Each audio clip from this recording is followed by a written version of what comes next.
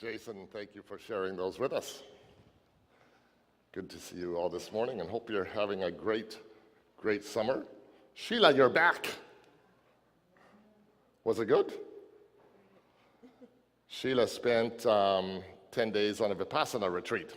Got inspired by my going to a Vipassana retreat and went out to BC to do one. So I'm half tempted to get you up here and tell us all about it right now, but but congratulations. So it's possible to get through it, right? It's not just the Rev who can do 10 days in silence. Awesome. Great to see you. Great to see you. So this summer, I've been doing a series on different spiritual paths to developing our sense of God's presence, the presence of the divine in our lives. And so a couple of weeks ago, I started focusing on the path of devotion and love. And then last Sunday, we focused on the path of beauty. And you'll remember that we showed a lot of Lou Turner's just beautiful photographs in church. And this morning, I'm focusing on the path of knowledge, okay? Diana Butler-Bass, who is a writer on religion and Christian faith, as it's unfolding in our contemporary times, in one of her books, talks about somebody who put a quote on her Facebook page. And the person was saying, "I just hate always having to make a choice between finding a church where you have intelligence on ice or a church where you have ignorance on fire." Intelligence on ice versus ignorance on fire, right? And Diana Butler-Bass says a lot of the challenge for churches in this day and age is to create environments and contexts in which there is a sense of passion and joy and exuberance regarding our faith, but a faith that doesn't require you to park your brains at the door when you come into church, a faith that is truly intelligent and is able to accommodate the wisdom of contemporary science. And thinking about that, I just want to congratulate Matt Murphy here this morning, because Matt was just telling me, I was just so excited. Matt has just taken on a position as a consultant for the Department of Education for the province of Nova Scotia, for the French immersion wing, to totally revamp and rewrite the science and math curriculum. It's an amazing, give that guy a big hand. This is an absolutely, and I was saying to Matt, because he was thinking of running for office in the last election, of being an MP, and I actually said, you know, probably you're going to make a much larger impact reworking this curriculum than you would have there, right? And I'm just so excited about you. I'm just so excited about this possibility. Because Matt is a person of deep and profound faith, right? He's a person with a very, very deep and profound faith, and he's a person who knows how to combine that faith with a contemporary understanding of science and evolution and cosmology and whatnot. And I just hooked up Matt and Laura with Jeremy and Julie back here, and Jeremy back here. Jeremy, stand up. Who they also had a baby just baptized a little while ago. So Jeremy is, he's a recent teaching grad as well, and he's taken on a position at Sacred Heart. And Jeremy has done a science background in cosmology and science. He's a real science geek along with Matt over here. And I'm thinking, this is the kind of person, these people, and Jeremy and Julie and Matt and Laura, these are the people who represent the future of faith in our world today, because they are people who know how to integrate science and the mind with a really progressive kind of sense of theology and faith about which they are also passionate. So, you know, there are many, as I've said, there are many different ways. We're all structured a little bit differently in terms of our approach to God and how we find God. But throughout time, one of the ways in which we are called to draw closer to God is through the using of our mind. It's through the using of our intellect. It's through the using of our thought.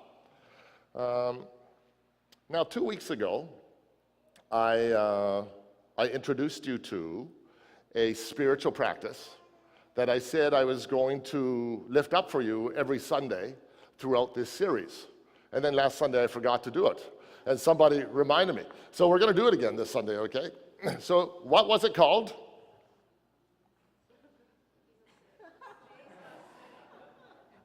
You got to come back every Sunday because you forget what I said the Sunday before, don't you? Somebody said it. Say it out loud. Jesus sitting.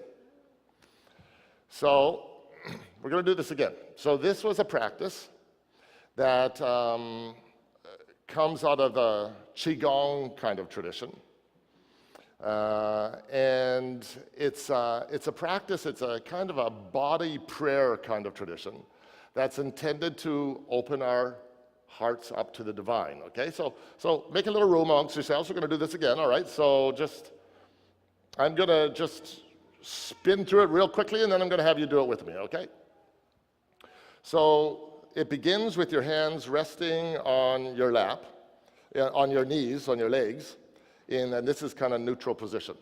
In the Chinese Qigong tradition, out of which this comes, the crane is considered a bird of great wisdom.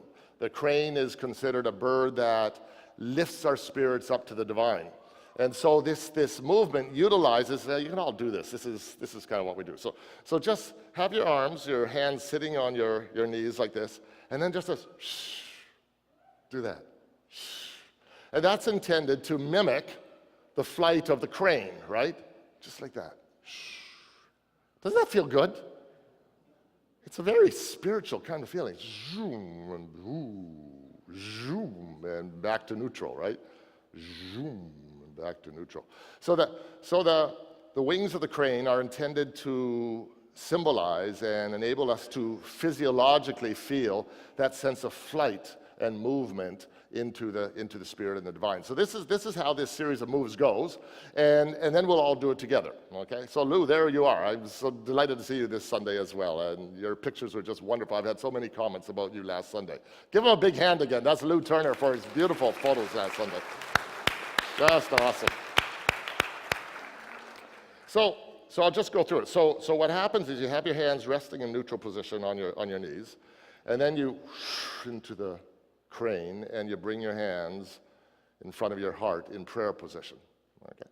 And then you take your right hand and lower it down just below your pelvis, and that connects us with the earth. That's symbolizing the earth.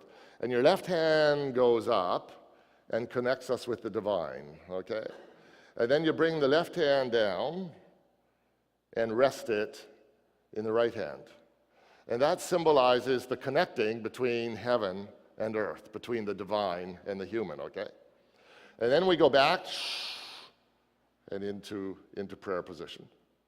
And then we raise our hands, opening to the divine, which doesn't mean up, but it means all the way around us, right? The divine, the presence of sacred power and energy and spirit is all around us. We invoke it, we invite it into our hearts and minds.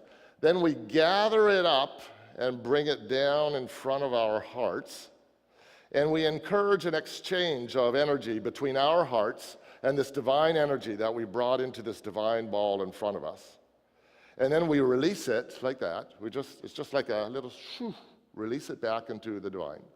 And then you bring your hands back, sort of with the backs of your hands facing all the way down, reverse, come back into prayer position, and then and back into neutral.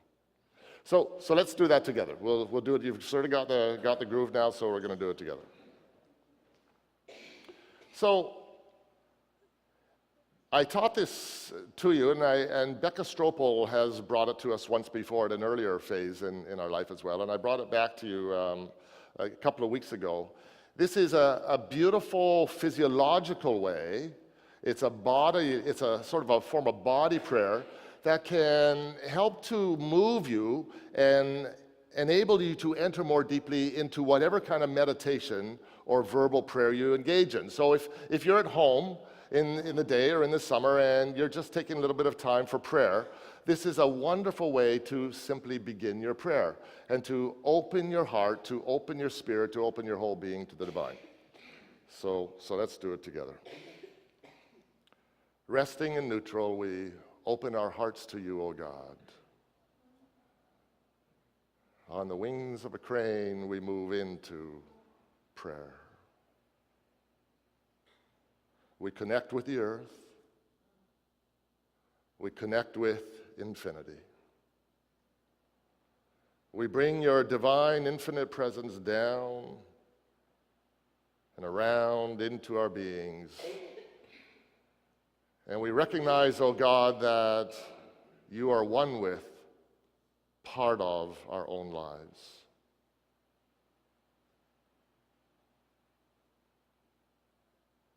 On the wings of a crane, we enter back into prayer. And wonderful God, we open our lives and our hearts to your infinite spirit and power and love surrounding us on all sides. You are the grace and the presence who gives us life. Without you, we would not exist. You fill the spaces between us. You live beyond us. You live within us.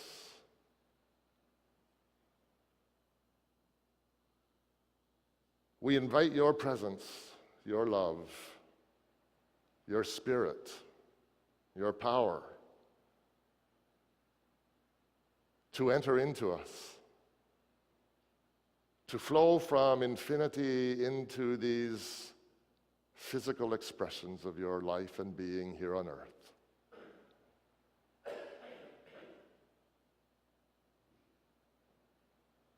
Beloved God, we gather your power together. We gather your presence in a container of light, a ball of light in front of our hearts. We invite your energy, your goodness to flow into our hearts. We invite the spirit and the energy in our hearts to flow into your light, to be renewed, to be recharged. May the current between you and us move back and forth, back and forth. As we breathe in, we sense your presence and your light and your goodness filling us. Your blessing flowing through us.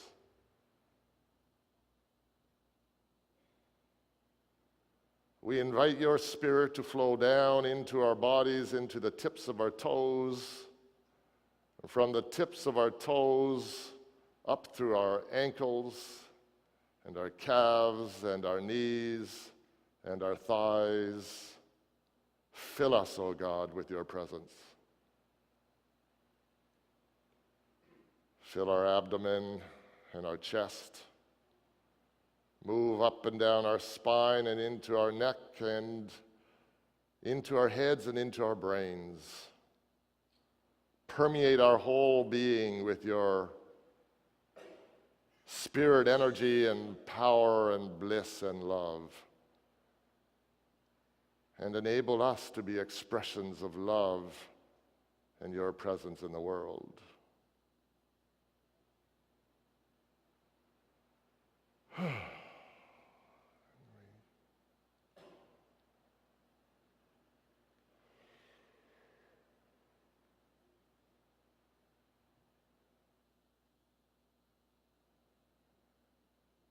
We hold our hands together in this position of prayer as a sign of thanksgiving, a sign of gratitude to you, O God, for your presence, for your spirit, for your power. present for us, with us, in us all the time.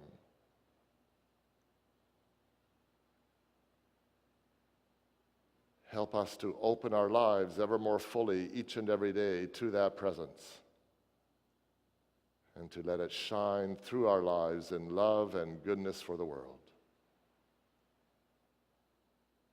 In the name of our brother Jesus sitting, we pray. Amen.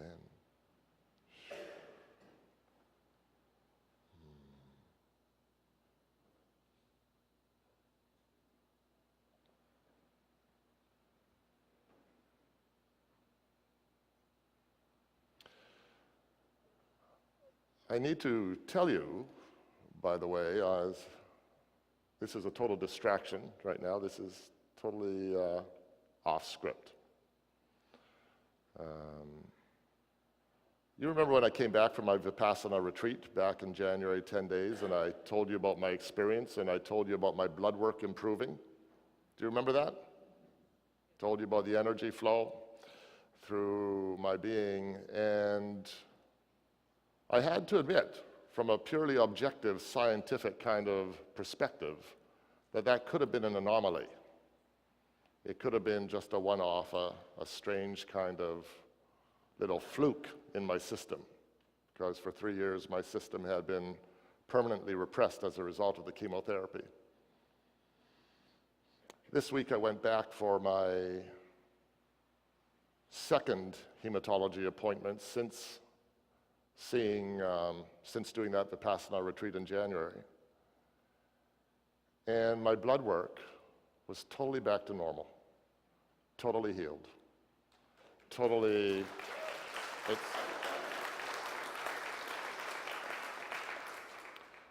I've been in a state of awe all week. And I share that with you, not to suggest that I am anything special. I share that with you to indicate that what we just did is not hocus pocus.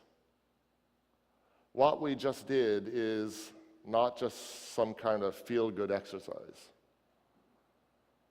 What we've just done, and what I'm inviting you to continue to do and to experiment with in your life, is to open to dimensions of spirit and energy and power that surround us on all sides, and that are very, very, very real. Science talks more and more today about how the majority of the universe consists of dark energy and dark matter, and yet we haven't a clue as to what dark energy and dark matter is. And we cannot see it or experience it. And yet they know it's there. They know it's right here. It's real. The same way that the presence of God is here and is real. And what it requires of us is an openness of our hearts and minds, of becoming sensitized to that power and presence and spirit in our lives and in our world. And we do that in a whole variety of ways, through devotion, through beauty, through some other spiritual paths. And today I'm going to talk about how we also do that through the use of our minds.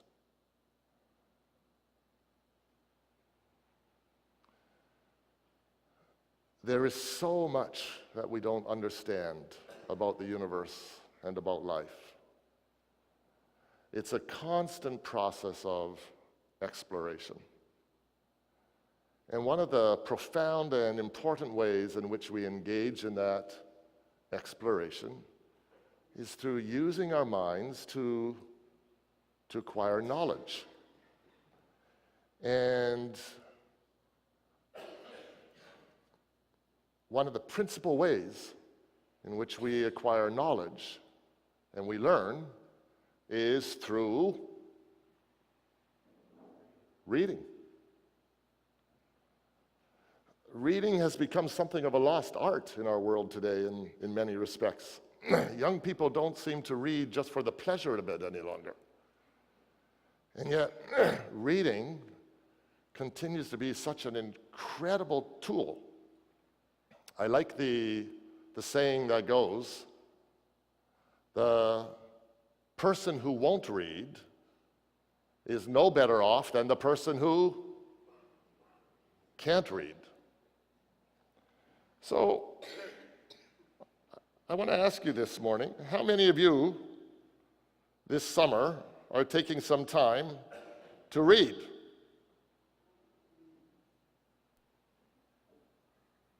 Some of you are just super, oh, I know some of you are hesitating putting up your hands, right? Because you're probably so busy with kids and with everything else that's going on. But reading and exploring our faith, any dimension of life, but particularly our faith, is a really legitimate and important spiritual path in itself.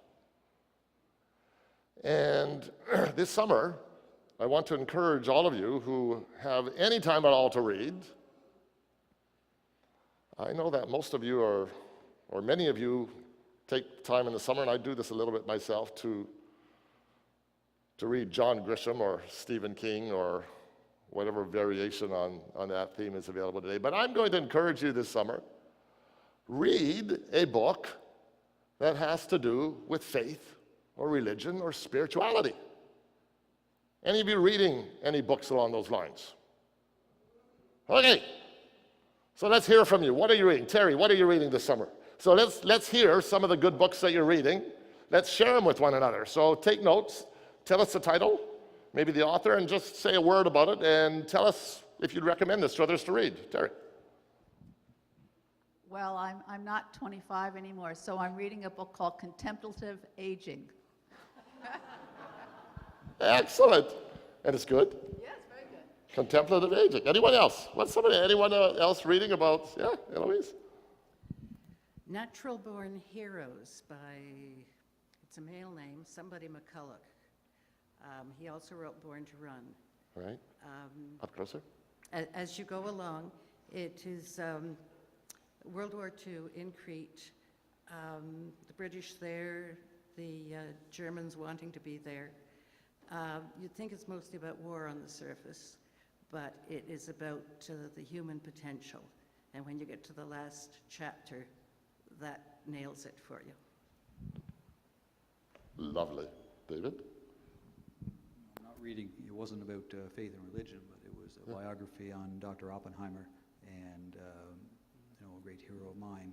And he was persecuted terribly for his beliefs, not necessarily his beliefs, but his political activities during the 1930s, at a time, I guess, when many people in the sciences believed that because of the problems in society due to the Great Depression, that they felt that maybe communism might offer some solutions. But later in life, he was persecuted terribly for that, and he wound up being kind of a social outcast. And it's taken half a century, I guess, for him to be rehabilitated, I guess, as a true hero. Interesting. Yes. Yeah. I would say there's a lot of faith and spirituality perhaps contained in some ways in both those books. Anyone else want to share something? Yeah. John? Two recently. One, Jesus Before the Gospels by Bart Ehrman.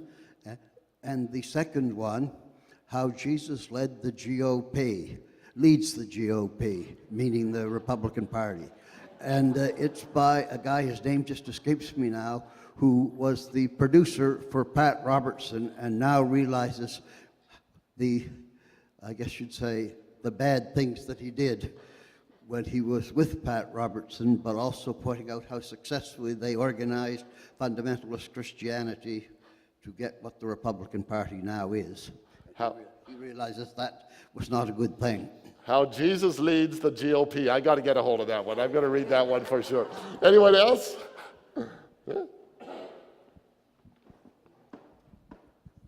I've just finished The 12th Insight by James Redfield, who wrote The Celestine Prophecy. Yes. It's a wonderful book combining both science and spirituality. A way to live. Wonderful, Judy. Excellent. Anyone else? Yeah? I thought I saw your hand up, Tim. Maybe I was You're doing that I was on the crane edge. I was on the edge. I was still craning, David. I read the Four Agreements. It's not The Four Agreements. it's not particularly spiritual, but it might get into the category you just mentioned. But absolutely tremendous book. Really recommend it. Cool, awesome. Some of you are writing these down. Anyone else? Yeah? Oh, yes. I'm reading The Divine Dance. It's The Divine, Dance right? Hold that mic up close to your by face. Richard Rohr. Yeah. Yes. And it's about the evolving concept of the Trinity. And on the other hand, I'm reading Can We Trust the New Testament by the author of Honest to God, A.T. Robinson. Ah. Just to, Anyone else? Nancy? I'm reading for the second time Being Mortal by Atul Gawande. It's probably my top 5 books I've ever read. I think, at going into 59 next year, or this year, and heading towards my 60s, I really feel the need to kind of start to think about what the end might look like.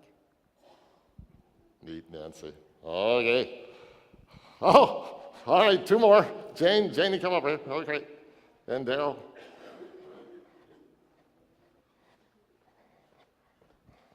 Janie first, and then you. Okay, Janie?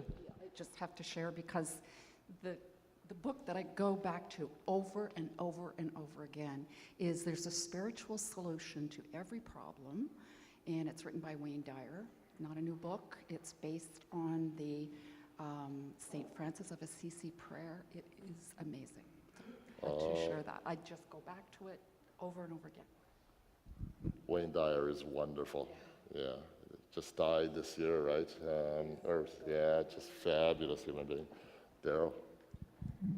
I believe it's called American Creed. It's written by the father of the Imam Muhammad Qazwini, who partook in our interfaith service that we had in June.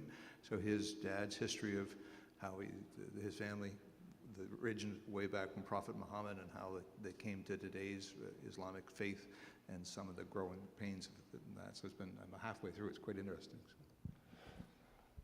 That's on my reading list for the summer as well, Daryl. It's thank you for sharing that with us. So, okay, Pat. Here you go.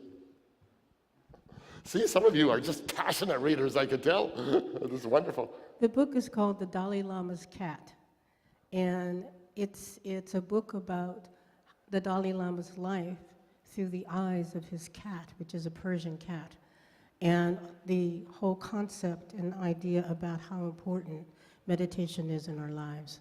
It's really charming, and there's about 2 other books that this guy has written, but it's fabulous. And it's an easy read. The Dalai Lama's cat. Don't those sound good? All of them. Just absolutely awesome. My talk is really simple this morning. Read. Read. What makes a really good book? It can be about faith and spirituality. What makes a really good book, generally speaking, right? Well, it seems to me that, so I'm just going to tell you 3 things that just came to mind that I think make a really, really good book and that should encourage you to read. One is if the book encourages your curiosity, right? If the book is something that really inspires you along a certain tack of thinking and opens your mind to other ways of seeing the world. I've kind of switched over to reading largely on an iPad mini now, right? And I know lots of people still love reading the physical books, and I still like physical books too, but I got a lovely little leather cover for my iPad mini and gives it a nice sense, and if there's one thing I really covet, or one thing that I have probably too close an attachment to in my life, it's that little iPad mini, actually. But the thing I love about the iPad mini is I can be reading a book, and there's a question that pops up in the midst of my reading, and I think, oh, I want to know more about that. That's really struck me. Or I want to know about something else the author wrote, or some little part of history that I didn't know about. And what can you do with the iPad mini? Oh, just flick over to Wikipedia. And so you just whip into Wikipedia, and there you go. It just opens up all sorts of other dimensions for you, right? And let me just put in a plug while I'm at it for Wikipedia this morning. If you ever they generally do it once a year, if you ever get a request to provide a little bit of financial support for Wikipedia, do it. It is the sort of most, I think, powerful and useful tool democratizing human knowledge and understanding in the world today. It's just an incredible tool. It has its faults. It's not always perfect, and it's not always totally accurate, but it's wonderful. So if a book really inspires and nurtures your creativity, that's a useful ingredient of a book. The other thing about a good book, it seems to me, is that if it challenges your preconceived notions about how things are, and it pushes you to maybe think about the world a little bit differently and a little bit more honestly, right? It's, you know, one of the really dreadful things that's going on in the world today, and particularly in North America today, and we see it more so in the United States, but we see it somewhat here as well, and it's partly a result of Facebook and social media as well, is that people are more and more reading things that already support and reinforce their own viewpoints. So in the United States, some people read the New York Times and some people only follow Fox News, right?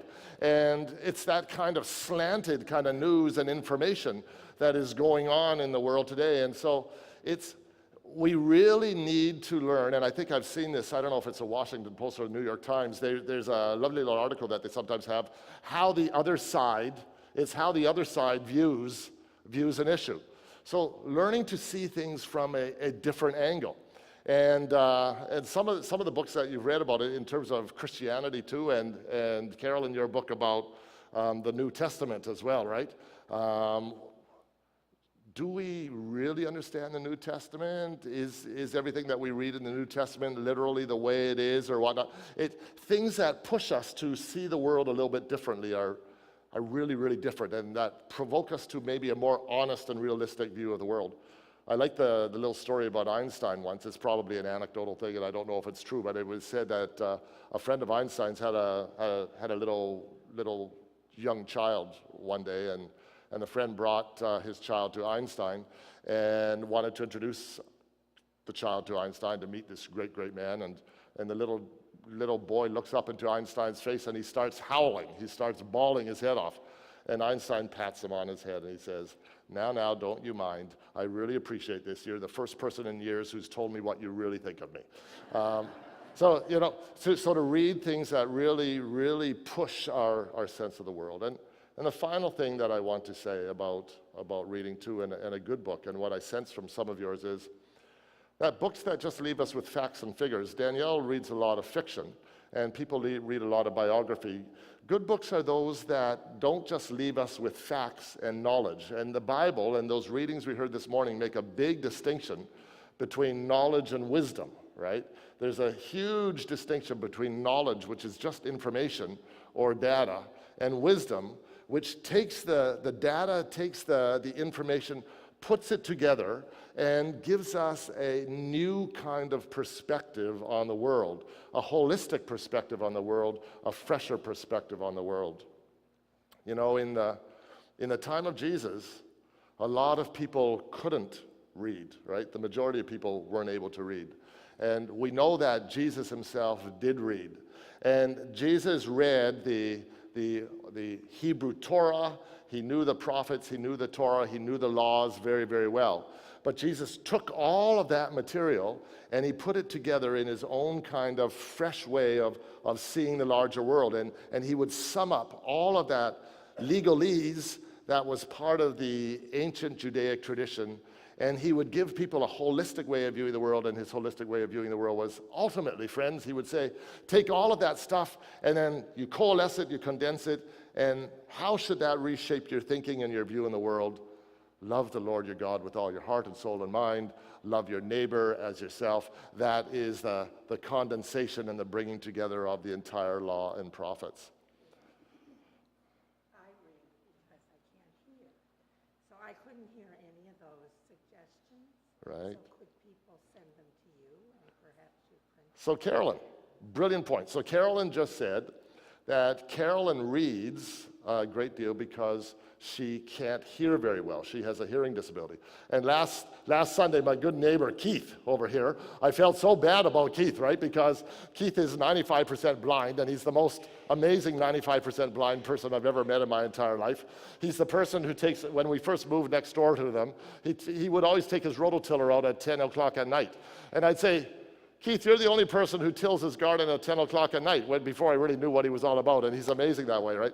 But when you show pictures, so that's a kind of a disability. So auditory books, and one of the kids said that our phones can have auditory books now as well, is a huge part of Keith's life, right? It's a very, very important part of Keith's life. Keith is often listening to books. He's still reading in a way, right? And Carolyn, you can't hear on the computer. So here's what I was going to do. Carolyn, thank you for reminding me, because I just forgot to mention that. So what I'd like you all to do, all of you who have suggestions, Terry, I want you to go on our Facebook page, and those books that you named today, put them into our Facebook page. You can set that up, Terry. People can do that. Put your books in on the Facebook page and share them with one another. Those books that you think might be useful and interesting for one another to read. And I have a list of books that I'm also reading that I'll also put on the Facebook page. Reading and growing intellectually is a time-honored path of drawing closer to God, of opening our minds to wonder, to new ways of perceiving the world, opening us up to awe, leading us ultimately to wisdom. So don't let a summer go by without reading something that sparks your curiosity, encourages you to view the world from a different perspective, and inspires in you a sense of wonder and awe for this incredible reality, in this incredibly mysterious reality in which we are embedded. Namaste. Be you see. Amen. David has mentioned this morning. It's so important. This song is by Stephen Faring, and it's called Every Soul's a Sailor. And we are. And even in light of some of the things that happen and transpire in our lives, we can continue to sail on because of the love and the support that we have from our spiritual community, our friends, and our family. So every soul's a sailor.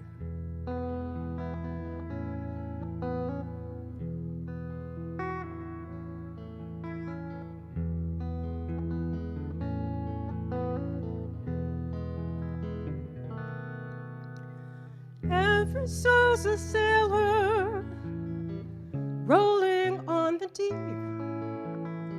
Tinker and the tailor, beggar and the thief, winners and the failures, shepherd and the sheep. Every soul's a sailor, rolling on the deep.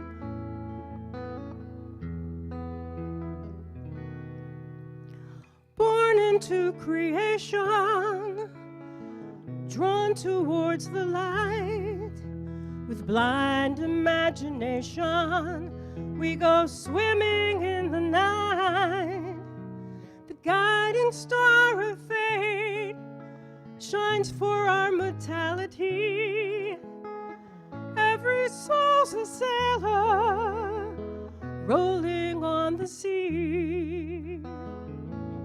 Ooh. Look before you leap.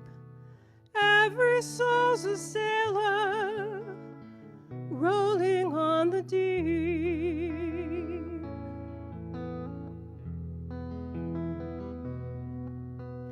Drove into the mountains, I left the world behind.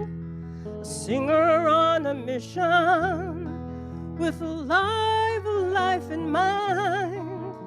Stared up at the night sky, pure infinity. Every soul's a sailor, rolling on the sea.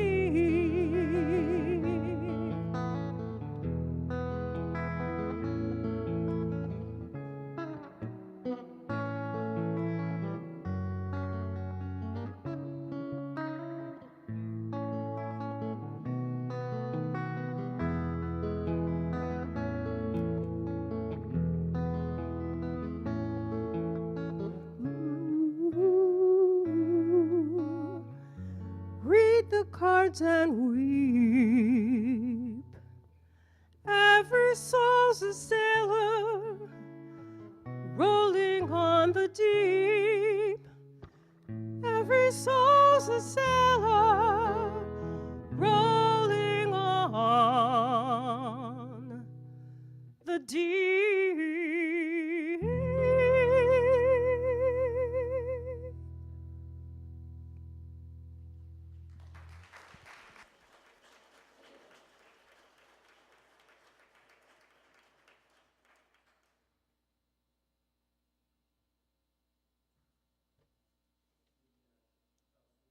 So I'm going to do the prayers of community from over here. Let us join our hearts, souls, and minds into a single energy as we join and share our prayers of community. Good morning, Abba God. Happy Sunday. First off, thanks for an amazing weather this week. Really, all summer. Hot sunshine during the day, a little drizzle for the tomatoes overnight. This has been great stuff. Some of my sisters and brothers here might get mad at me because when I wrote this prayer yesterday, I asked for rain. And you seem to have heard me when I was writing it. But that's okay. Our plants need it, and it's camping season, and we'd like to have our family bonfires and enjoy time together. Just one day, though, then we can get the sun back, if you don't mind. Thinking about bonfires turns our minds to our families and friends on the West Coast. Please watch over them and keep them safe. While our energies are directed that way, can you send our love and strength to the brave women and men that are working tirelessly to put a stop to the BC wildfires? Heroes from all over have gone out there to help strangers, but have to leave their families behind. Give them strength and let them know that we are proud of the work that they do.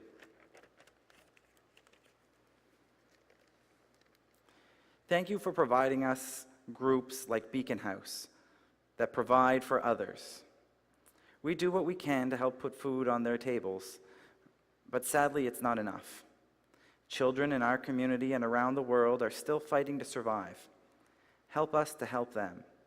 Help us to develop programs and policies that fight poverty and inequality. We want to make a difference. Inspire us. David talked about knowledge today, and as usual, it was super interesting and thought-provoking. Side note, God, thanks for David. He's awesome. Back to what I was saying, though. A long time ago, a couple of us ate some knowledge fruit. Sorry about that. But we're glad to know that you've forgiven us since then, and you encourage us to learn. Wisdom brings us closer to you. Knowledge and philosophy help us to understand your role in our lives and our roles in the world. Our paths to knowledge aren't always clear, but you are the shining light, the teacher, and the path itself. God, you are awesome. We are so grateful to have you in our lives. Please continue to watch over us. Please continue to guide us. Please continue to inspire us. And please continue to be an all-around awesome guy/girl/both/being. Lots of love, BUC. Our closing hymn this morning is Creator God, You Gave Us Life. Let's rise as we are able and sing together.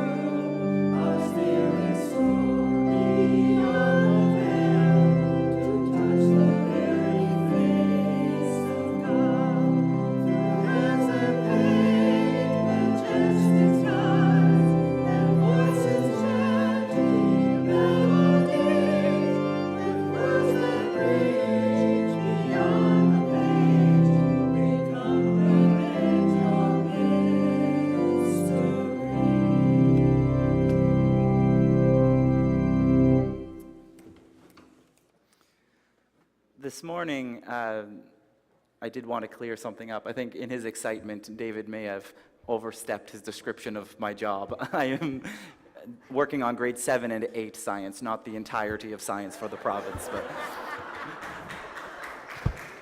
I do appreciate that he thinks I could do that, so that's really nice of him. So our message today was about knowledge. Oh, Wesley's waking up. Our message today was about knowledge and wisdom, and it made me think of a quote, and I had to look it up before I came this morning. It's by Miles Kingston, and it says that knowledge is knowing that a tomato is a fruit. Wisdom is knowing better than to put it in a fruit salad. That idea of knowledge and wisdom is the differentiation we need to make. We can take all the information in the world that's out there, but it is the work of God to take that knowledge, turn it into wisdom, and do God's work in the world. Namaste. Have a great week. Amen. Amen. Amen. Amen. Amen. Hallelujah. Amen. Amen. Amen. Amen. Amen. Hallelujah. Amen. And in the choir at BUC. Amen. Amen.